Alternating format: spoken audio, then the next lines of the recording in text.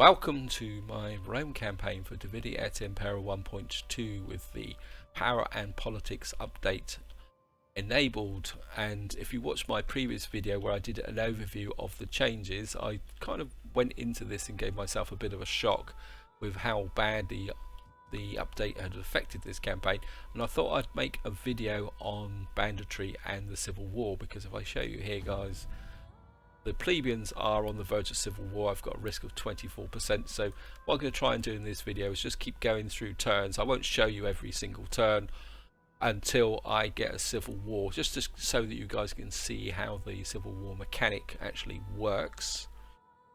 And the other thing I also want to do is talk a bit about banditry. In my first video I mentioned it, and there's been quite a bit of a strong reaction to banditry, and I've got a bit more information to share with you guys.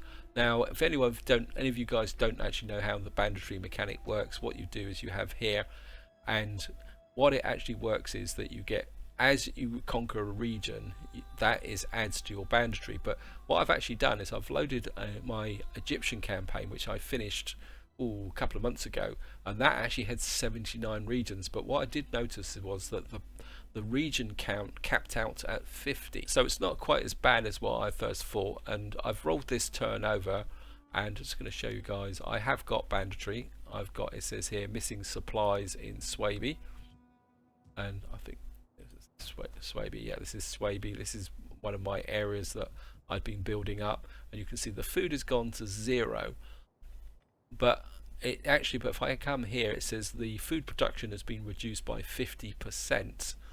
And I kind of did a calculation from here, and it does work out. And when I roll the turnover, I show you the food supply should go back to, I think it was 14. So one of the key things with these banditries, they're completely random, but they seem to only hit for one turn. And after been doing some play testing on my various campaigns, I've come up with 3 event types that banditry triggers off. One is this one, which is missing supplies, which knocks your food back 50%.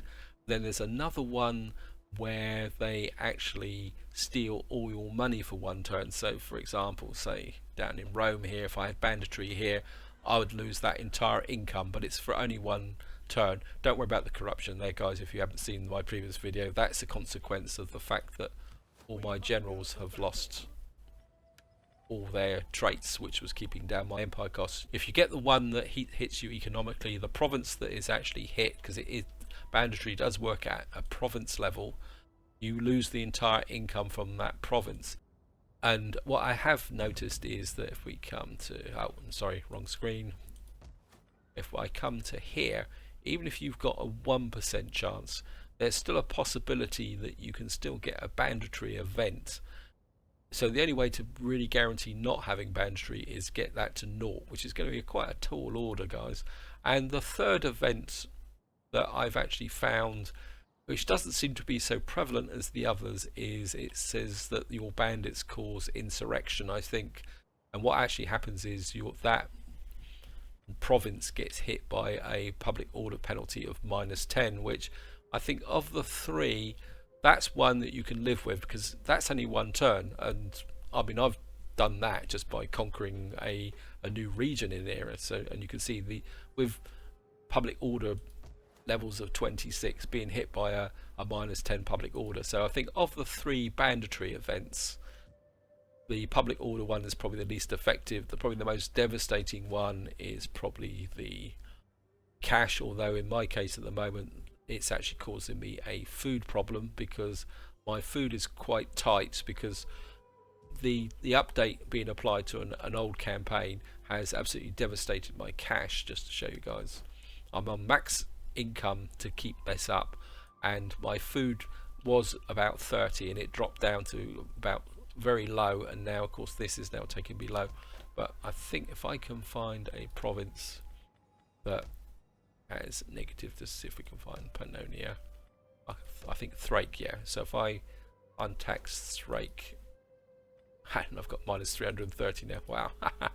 Anyway, guys, back to civil war. Now this new civil war mechanic works totally different to previous updates, and the way it works is your risk of civil war is here, and it's based on loyalty. It's no longer got anything to do with gravitas and this area here.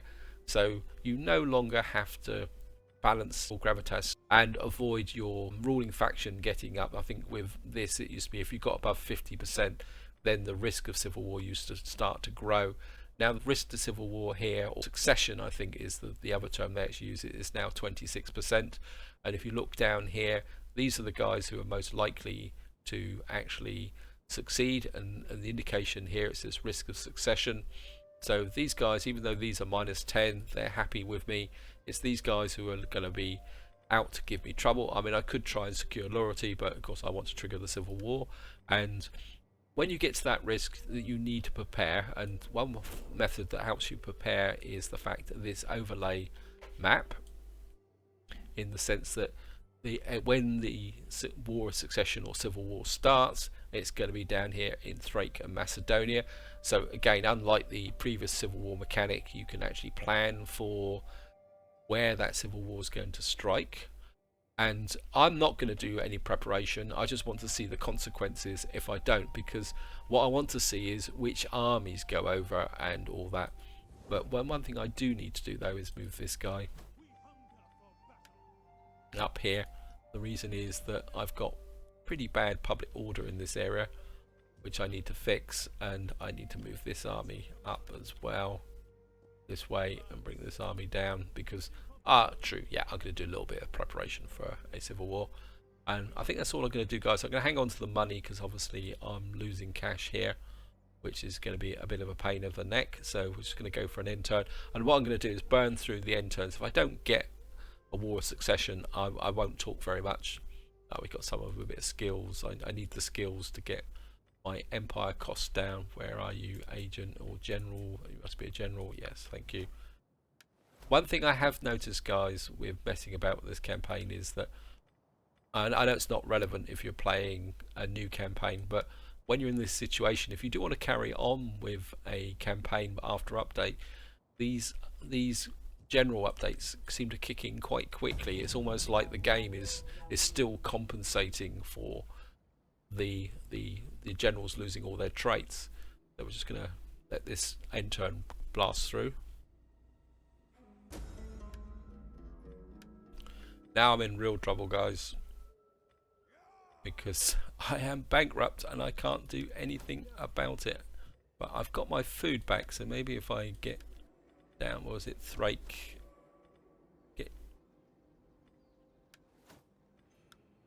Well, we're only losing 182 now, and the reason I'm bankrupt is that we've now got banditry missing taxes in Rome, and this is what I was saying, guys. Oh no, it's Tharus, and you can see it. All my entire income has gone, and so that shows you there. But if I go back to, where is it? It was Swaby, wasn't it? If we go back up to here, you can see that my food has returned to normal. So these banditry events are totally random, and they only seem to last one turn, so it's not like you're going to suffer 5 turns, but you can see how it actually affects your empire, especially when it hits an area like this, because this is one of my more profitable areas, and I've actually losing a general has probably not helped, and I think I've also lost a governor.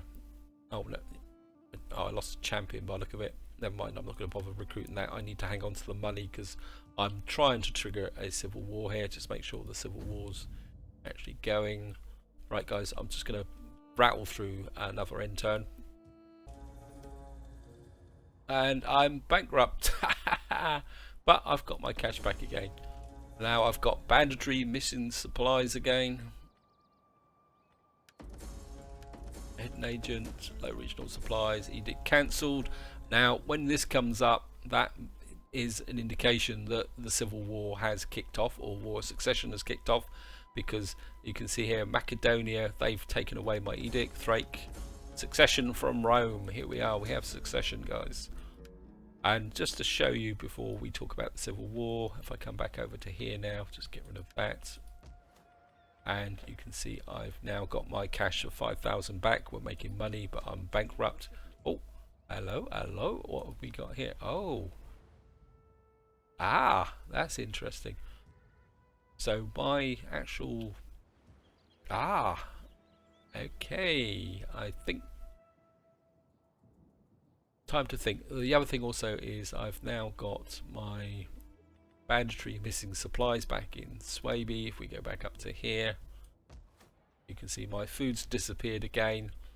So I think this is one of the problems with the banditry, is that you keep getting, if you've got high banditry, you start getting these arbitrary events every turn. So although they only last one turn, they can kind of mess you up quite a lot. Anyways, back to the real focus of this video is we've now got a war of succession.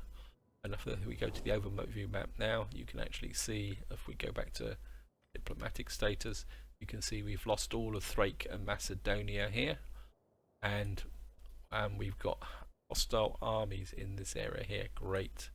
And we got got another one up here. So I'm assuming that these armies are the generals that were in my family. So if we go to the family tree, yeah, we've lost the plebeians. So all the generals that were in the plebeian family now have now gone over to the dark side, and that is going to give me a problem because we've got a full stack army here. This is my defensive army against Carthage, and they are right next to a settlement. In fact, I've got two armies in an area where I've got no friendly armies, which means they could wreak absolute havoc in this area. And haven't got any cash. Raise an army here with mercenaries. Great. And this army, I don't think this army could actually, I mean, you're just gonna have to toddle up there. You're a waste of space. But on the positive side, the armies I brought down with my little bit of planning, the navy that was in port has been ejected. So obviously if you are in a settlement, let's actually just go up and have a look over here as well. And these guys are here. Yeah, this army was into Furnham, and well, I think we can. Come off it, guys. Well, we're just going to retreat that because I don't want to fight the battle. I could probably win that battle, and I think what we're going to have to do is bring these guys down over, I suppose, to fight the battle. So I think this is the consequence of what you've got to plan for. Well, we'll get one victory in anyway, guys. So, yeah.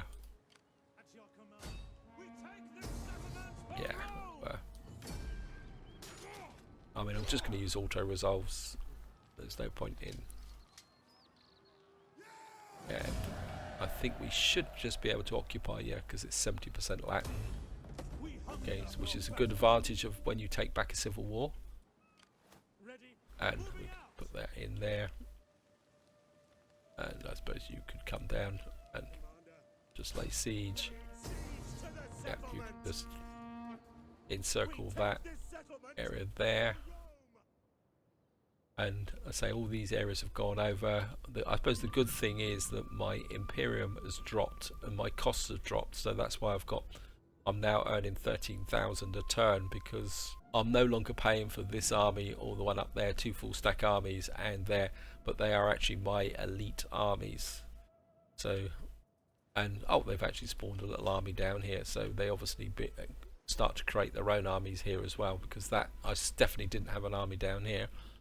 So that's the Civil War mechanic, guys, and I think what I'll do is I'll do one end turn just to see what actually happens, because they're bound to take Consentia and probably up there. So I'm just going to roll the end turn over, guys, because I've got no cash. I can't do anything about anything anyway, and I'm just going to ignore that, guys. So I'll see you once the end turn's rolled over. Yep, as expected, guys. I'm just going to auto-resolve that. We can't win it. I mean, or I could possibly win it, but I doubt it. So we're just going to concede defeat on that one.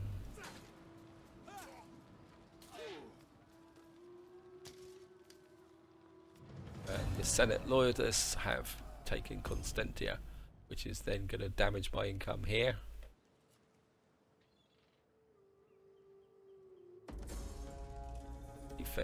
Defection, okay. ready to command status. Tafernum's under siege, and I've completed my research. Italia's edict cancelled in Italia. That's going to affect my income. And just going to get loads and loads of stuff. And of course, what I would do now, I've got the cash, I'd probably raise a mercenary army to come in and take on these guys. But we're not going to worry about that too much. And for once, I've got no banditry. And I suppose what I would need to do is come up here, and I think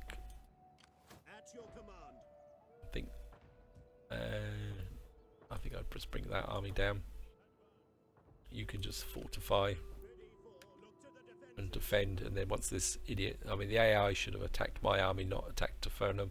Just fight this battle. We'll get our revenge for them taking our settlement. Come in here. And we'll take back Anathea. And we're just going to occupy. And we'll just bring this army down this way. Oh, and I've got an agent here, so maybe I'll get the agent to do a bit of spotting this way. So we've reclaimed 2 settlements in this area from the Senate loyalists, and I think the economy is holding up okay. So that is an oversight into the Civil War mechanic. I don't think it's as big a threat as I first thought it would be, and I think I can think how you could turn this to your advantage, guys. Yes, it's going to be a pain in the neck to have a civil war, but being able to predict where it's going to be is going to be very, very useful, and also which armies are going to rebel, because this is one of the things I used to find slightly annoying about the previous Civil War mechanic, which is one of the reasons why I used to try and avoid it as much as possible, because it was so arbitrary that you could get armies that you couldn't predict what you go. But with this mechanic, you seem to be able to manage it, and I can see ways of taking advantage of it. So for one of my first thoughts is, if you've got a troublable faction here which has not got very, very good skills, say you've got someone who's got, say their what's the one, thirst for power, and they've given you nothing but problems all the time, there could be a reason to actually trigger the civil war, fight them, wipe them out, and then I assume what will happen is once the civil war's over, a new faction will form. I think the faction actually does form from one of these characters who are in your family. So in the process of ending a civil war, you will also lose. Let's just do that, guys. It's annoying me. Just do that. Yeah. So that's how I think the new faction actually occurs, and so you could turn that to advantage. And I think it also means that now you've got to think a little bit about where your key elite armies are, who's defending. So again, if we come here, so if you know one of your factions is actually starting to get close to rebellion, what I should have done is replace this general with a friendly general, and or alternatively, what you could do is just take away all their troops. But I think in this case, these 2 armies I would have replaced with new friendly generals, if assuming this was a proper campaign, and then that means that these elite armies wouldn't be causing any trouble. They would be down in this area. And again, if you're planning a civil war, what you could do is bring down your friendly armies into this area and station them.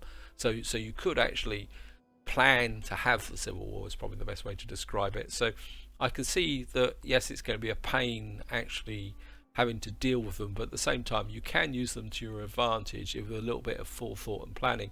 I think it also changes the dynamic of the game, in the sense that, as I say, previously you would concentrate on the gravitas and balance the armies. So like here, I've got lots of generals in this army simply because to keep the gravitas in balance.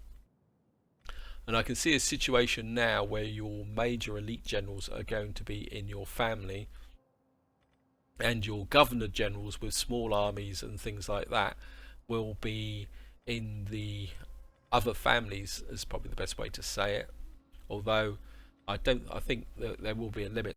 So that's just some thoughts, guys. Feel free to add a comment and what your thoughts of how you think you could manage the civil war.